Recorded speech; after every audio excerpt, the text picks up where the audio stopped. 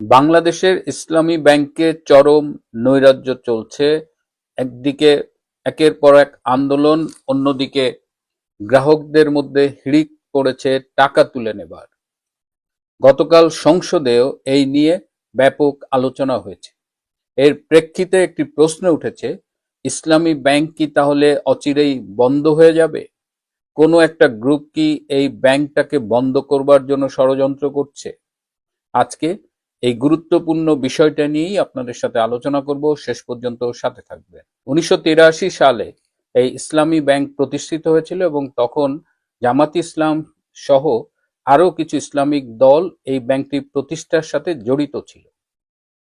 সেই থেকেই বাঙালি ধর্মভীরু বাঙালিরা অনেকে ইসলামী ব্যাংকে টাকা রাখতেন এবং এখানে টাকা রাখা নাকি হালাল এবং ধর্মীয় লেবাসে তারা এই ব্যাংকটি পরিচালনা করতেন। কিন্তু গত কয়েকদিন ধরে এই ব্যাংককে কেন্দ্র করে ব্যাপক আলোচনা সমালোচনা শুরু হয়েছে এবং যার আমরা রিফ্লেকশন দেখলাম গতকাল জাতীয় সংসদে। স্বরাষ্ট্রমন্ত্রী সালাউদ্দিন আহমেদ ব্যাপক বক্তৃতা দিয়েছেন, অর্থমন্ত্রী কথা বলেছেন, বিরোধী দলের নেতা কথা বলেছেন। তো এইখান থেকে খুব গুরুত্বপূর্ণ অনেক বিষয় উঠে এসেছে। আমি আপনাদের প্রথমে একটু সালাউদ্দিন আহমেদ সাহেবের বক্তৃতার চুম্বক অংশটুকু শোনাবো। নাবিল গ্রুপকে 700 কোটি টাকা এলসির এগেনস্টে লোন দেওয়া হয়েছে, পরে এই মালামাল বিক্রি করে ব্যাংকে টাকা ফেরত দেওয়া হয়নি। দুষ্টু লোকরা বলে সেটা কোনো এক দলের নির্বাচনী তহবিলে গেছে এবং তারা একটা টিভি চ্যানেল প্রতিষ্ঠা করেছে এবং সেই টিভি চ্যানেলটা কোন পক্ষে খেলছে সেটা আমরা জানি। তার ব্যাংক লায়াবিলিটি হচ্ছে 16,000 কোটি টাকা। তার বিরুদ্ধে তদন্ত কেন হচ্ছে না? সেই জন্য তদন্ত হবে মাননীয় স্পিকার। এখন লান্তাবোর গ্রুপকে হেড অফিসের অ্যাপ্রুভেল ছাড়া নির্বাচনের আগে 40 কোটি টাকা লোন দেওয়া হয়েছে, যার কোনো সদুত্তর নাই। এগুলো তদন্ত হবে মাননীয় স্পিকার। সোশ্যাল কর্পোরেট রেসপন্সিবিলিটি নাম দিয়ে যারা ঢাকা থেকে কক্সবাজার পর্যন্ত বিমানের টিকিট পর্যন্ত ব্যাংকের থেকে করিয়েছে, সেগুলোরও তদন্ত হবে মাননীয় স্পিকার। রেকর্ড আছে, এগুলো পত্রিকায় প্রকাশিত হয়েছে। এগুলো তদন্ত। এই তকবির দিয়ে ব্যাংক দখল করার পর যাদেরকে চক্রচ্যুত করা হয়েছে তাদের সংখ্যা হচ্ছে 9,000। অন্যায্যভাবে কোনো আইন কানুন না দেখিয়ে তাদেরকে নিয়ম বহির্ভূতভাবে চাকরিচ্যুত করা হয়েছে। তারা প্রায় সময় ডেমনস্ট্রেশন করে রাস্তায়, আপনারা দেখতে পারেন পত্রিকায়। শুধু তাই না, 6,000 নতুন নিয়োগ দেওয়া হয়েছে। তাদের সবাই একটি রাজনৈতিক মতাবলম্বী লোক এবং তাদেরকে কনফার্ম করা হয়েছে 50% আর 50% করার তালে আছে। তদন্ত হলে আর পারবে না। 13,000 প্রমোশন দেওয়া হয়েছে, যারা যেই ক্যাটাগরি থেকে প্রমোশন পেয়ে যে ক্যাটাগরিতে যাওয়ার কথা না, 2-3টা করে প্রমোশন দেওয়া হয়েছে।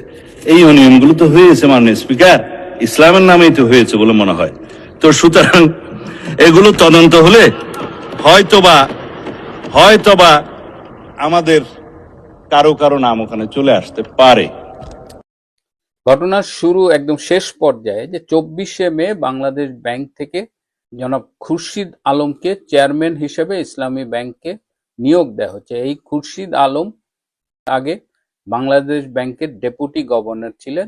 তো খুরশিদ আলমকে ইসলামী ব্যাংকের চেয়ারম্যান হিসেবে নিয়োগ দেওয়ার পরে এই সচেতন গ্রাহক ফোরাম নামের একটা গ্রাহকের গ্রুপ, তারা 1 জুন থেকে ব্যাপক আন্দোলন গড়ে তোলে। তারা এই খুরশিদ আলমের পদায়নের বিরোধিতা করে এবং তাদের যে সদ্য চলে যাওয়া যে এমডি ওমর ফারুক খান, তার পুনর্বহালের দাবি জানান। এই সচেতন গ্রাহক ফোরাম কারা? বলা হচ্ছে যে এরা জামাতে ইসলামের পৃষ্ঠপোষকতা ধন্য একটা গ্রুপ। এরা বেসিক্যালি জামাতেরই লোকজন আর কি। এখন এই যে তারা আন্দোলন শুরু করেছে 1 জুন থেকে এবং তারপরে 7 দিনের মধ্যে ইসলামী ব্যাংকের গ্রাহকরা 4,000 কোটি টাকার বেশি ব্যাংক থেকে তুলে নিয়েছেন এবং এইভাবে যদি টাকা তুলতে থাকে গ্রাহকরা, তাহলে অচিরেই ব্যাংকটি ব্যাপক সংকটের মুখে পড়বে। এমনিতেই ব্যাংকগুলোর মধ্যে সবচেয়ে সবচেয়ে বেশি খেলাপি ঋণ এখন ইসলামী ব্যাংকের, যার পরিমাণ 50%-এরও বেশি। এতদিন ইসলামী ব্যাংককে নিয়ে আমরা এসালমের অনেক দুর্নাম শুনেছি, এসালম এই করেছে সেই করেছে, কিন্তু গত 5ই অগস্ট 2024 থেকে এই ব্যাংকটির দায়িত্ব নেয় জামায়াতে ইসলামী। স্বরাষ্ট্রমন্ত্রীর সংসদে প্রদত্ত বক্তব্য অনুযায়ী একদম নারায়ে তাকবীর স্লোগান দিয়ে তারা এই ইসলামী ব্যাংকটাকে দখল করে। এই জন্য আমি এই সালাউদ্দিন সাহেবের বক্তৃতাকে এত গুরুত্ব দিচ্ছি, কারণ তিনি এটি সংসদে বলেছেন। এটি পল্টনে বা কোনো রাজনৈতিক সভার মেঠো বক্তৃতা নয়। সুতরাং এটা কিন্তু খুব গুরুত্বপূর্ণ, এবং তিনি বলেছেন যে 2024 সালের 5ই আগস্ট ব্যাংকটির দায়িত্ব নেবার পর থেকে এই ব্যাংকের একটা স্কিম আছে, আরডিএস, রুরাল ডেভেলপমেন্ট স্কিম। এই স্কিমের অধীনে প্রধানত নারীদের লোন দেওয়া হয় 5,000, 10,000, 20,000 টাকা করে।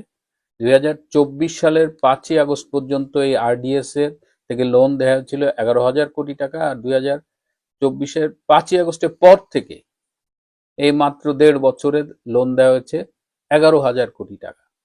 এবং এই টাকাটা একটি রাজনৈতিক দলের নির্বাচনে পরোক্ষভাবে ব্যবহৃত হয়েছে। যেমন কোনো একজন নারীকে হয়তো 10,000 টাকা দেওয়া হয়েছে এবং বলা হয়েছে তাকে জামাতে ইসলামের প্রার্থীকে ভোট দিতে, এবং জামাতে ইসলামের প্রার্থীকে ভোট দিলে বেহেশতে যাওয়া যাবে, এবং এই 10,000 টাকা যে ঋণ এটা আর শোধ দিতে হবে না, বরং প্রার্থী জিতলে আরো 10,000 টাকা দেওয়া হবে।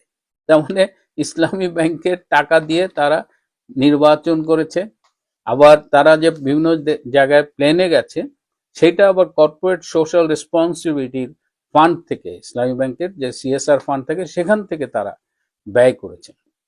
এছাড়া তারা 9,000 লোকের চাকরি অন্যায়ভাবে চ্যুত করেছে। 6,000 লোককে তারা অ্যাপয়েন্টমেন্ট দিয়েছে, সেটাও কোনো নিয়ম নীতি না মেনে, এবং প্রায় 13,000 লোককে তারা প্রমোশন দিয়েছে। অর্থাৎ ব্যাংকটাকে তারা যা ইচ্ছা তাই করেছে, হরি লুটের একটা জায়গা তৈরি করেছে।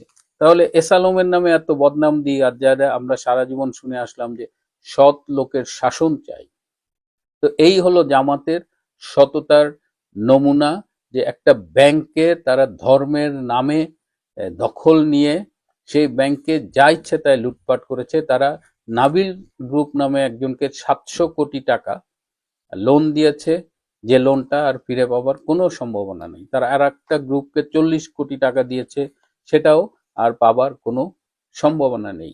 অর্থাৎ জামাত যারা ইসলামকে রাজনীতির স্বার্থে ব্যবহার করে থাকে, এরা যে কত বড় দুর্বৃত্ত, কত বড় ভণ্ড, কত বড় বাটপার, কত বড় লুটেরা, তা এই ইসলামী ব্যাংককে কেন্দ্র করে তাদের আচরণে কিন্তু বোঝা যায়।